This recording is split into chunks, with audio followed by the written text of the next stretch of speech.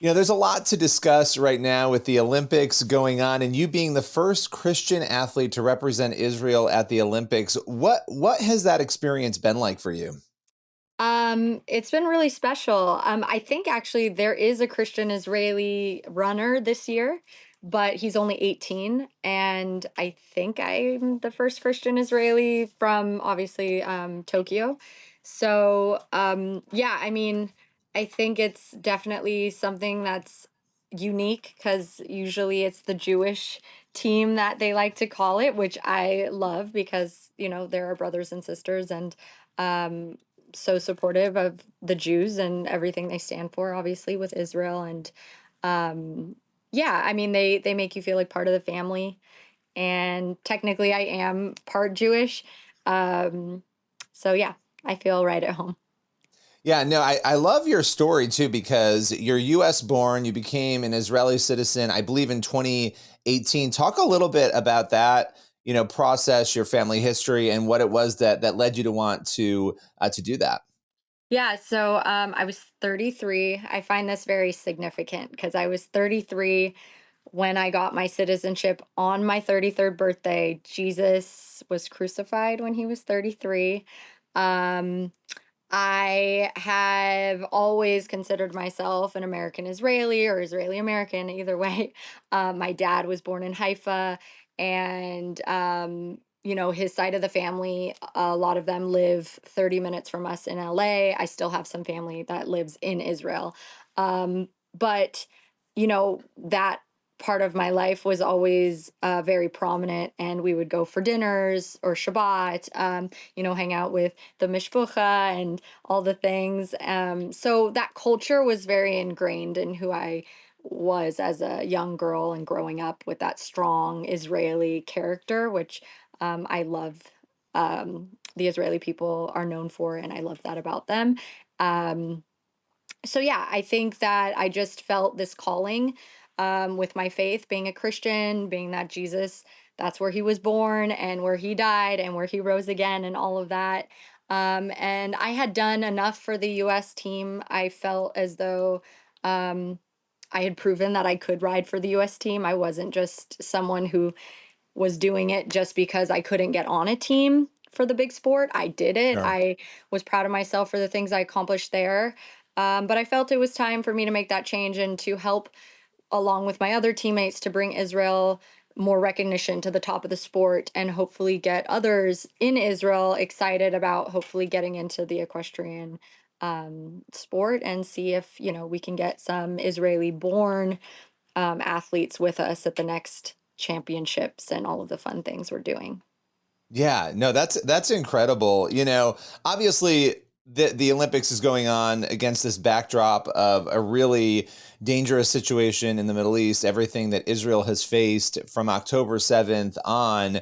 What was it like, obviously you're going into another Olympics, but this one being different that in that you're representing Israel at a very difficult time for the Israeli people and for the Middle East. What was it like knowing that that was going on while you were, jumping back into this opportunity with the Olympics? Yeah, it was definitely nerve-wracking to say the least. I pride myself on being a pretty tough person. Um Someone who isn't shaken too easily. But when I got that email that was like, singled me out personally along with 16, I believe 16 other Israeli athletes from a terrorist organization threatening our lives and saying, if you fly over, you drive over, we run the airports, we run the streets, we will have blood run in the streets like Munich in 72. So, I mean, that was a little concerning. I didn't ever say I wasn't going to go because of it. I just didn't know what to expect. I didn't know if people were going to, obviously, when I got to Paris, I wasn't in my Israeli gear, so I knew in that way nobody was going to know. But um, once I was in my kit, I was wondering if the athletes in the village were going to be aggressive or, give us dirty looks or make it uncomfortable for us to go eat in the food hall. And at the venue, I didn't know. I mean, there was thousands upon thousands of people there watching us. I didn't know if we were going to get booed really bad, like the football team did with, the Heil Hitler and all the things that they were saying to them. So it was very just stressful, I would say, leading up to it. Once I got there, I have to say all of that went away. At least for us in the equestrian discipline, we had an outpouring of support and love. I mean, it makes me really emotional because I think I had like put up this wall thinking that, I'm going to stand proud because, Israel is God's country. These are God's people. And that is why I'm representing them as a Christian Israeli. Um, Obviously, governments and all of that, I don't believe in governments. Like people, they I think they group us as like we're behind everything the government in Israel is doing. Nobody believes in everything their government is doing, Right. obviously. Right. Like it's not like the US has done terrible things and every side has done things that they wish they couldn't or could take back or don't agree with. But obviously the core I believe in, the core value that Israel is Israel and has been for thousands of years, and those are the Israelis and that is their land. That core value I believe in to my bones. It's in the Bible. But I do think that hopefully there's a way to bridge that gap with the Palestinians because I believe that it's Hamas that's the problem. It's the terrorist groups that's the problem, not the people. Um, Even though they are indoctrinated, not all of them by any means, but there is indoctrination there. They're just born to hate Jews and Israelis and Christians and people who aren't like them, which as a Christian, you have to love them as well and pray that the scales come from their get dropped from their eyes and all these things. So that's what I'm behind. I'm behind just, Jesus. I'm just Yeah. a follower of Loving Jesus. God, loving others, right? Loving Loving God, God, loving loving others. Yeah. others, like, and Yeah. we just had so much support, and the village was wonderful. I never had a bad experience. The athletes were great. We traded pins. I never once felt unsafe. We did have security with us 24/7 the minute we stepped out of the village. We had police escorts driving us because it was about a 45-minute drive to the village and the venue and back. So, and we couldn't go anywhere else. Like when we were outside of the Olympic Village, we had armed guards with us, following us to the bathrooms. I mean, everywhere. We could not go alone. Was it Yeah. overkill? I don't know. I'm here and I'm safe. So I'm Overkill great. is better I'm grateful. than not having enough, right? I mean, Yeah, I would always say exactly. overkill is better if that is the Yeah. case because, it's let's just talk about that email a little bit more. For those who don't know, the threatening email that came to you, when was that? Talk a little bit more about that because for a lot of people, and I would imagine this was the goal, they would receive that and they would say, I'm not doing this. I'm not going to. I mean, if you let fear overtake you. Yeah. Yeah, I think I mean that's just I feel like being a follower of Christ, you give it to him. And I just kept having to do that, and I'm really fortunate to be my mom, is a pioneer in the faith and film industry. And she literally had, I think, tens of thousands of people praying over Israel, the team, our safety, and all of the delegation of Israel. I mean, it was truly remarkable the outpouring of prayers we had covering us, and I think that that's why we did not experience, I mean, I believe in my gut that is why we did not experience anything other than true love and support the whole time we were there. So yeah, it was definitely um a shocking email to receive. I read it a few times. I think I just tried to just, believe that God's purpose for my life and calling us to such a time as this, that He would protect us and keep us safe. And again, I'm also on the mind frame, if it's my time, it's my time. I'll just be with Him sooner. So I try to walk that walk. It's not Yeah. easy by any means, but that was how mentally I prepared myself. Did they ever find who sent the email? Were they ever able to track that? I'm not sure. I know they were Wow. on it because there was like 16 of us that got that one. Like each one was addressed specifically to each individual and to their personal emails. And then there were a couple Israeli athletes that got their obituaries sent to them. So, Wow. I mean, they were obviously on top of things because we were when we went into the village, we felt free. I know that there was probably a lot of agents like maybe in street clothes like watching out for us, but our living situation, I mean, we had like it was like a full on security prison almost. You had a code with a big metal gate. I mean, our whole block that we stayed in the village was all um like enclosed. You couldn't get out. And then you had another door that they had to buzz you in, and then you had to go through facial recognition. Then you had a body scanner to see if you know, obviously had anything on your person that wasn't safe. And then you had your guard sitting there, and they had cameras pointing at every, you know, in every direction around our building, and they were watching that 24/7. So Wow. Wow. it was intense. So to talk a little bit more about, what you do being a show jumper and getting into the equestrian arena, how did you get into this? Did you ever imagine that you'd be at the Olympic Games twice? I mean, just take us through sort of the history there.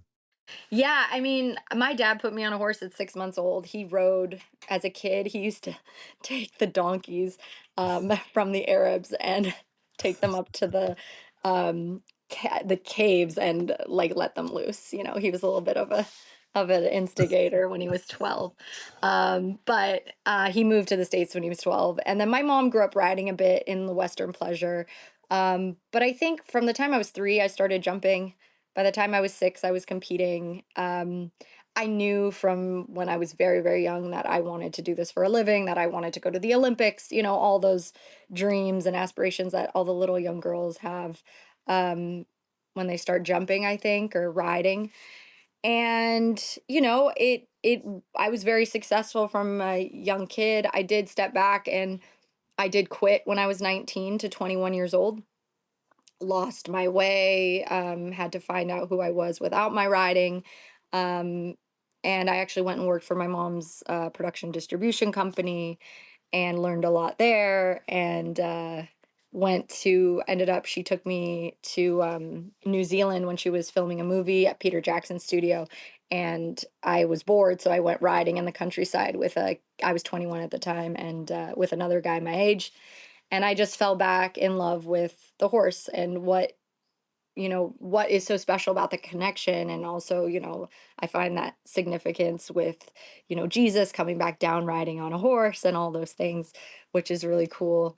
So I think I just knew. And then once I got older, and things started to change for me in my purpose, I just felt the calling to ride at the Olympics and the World Equestrian Games for Israel. Yeah, no, that's an incredible journey.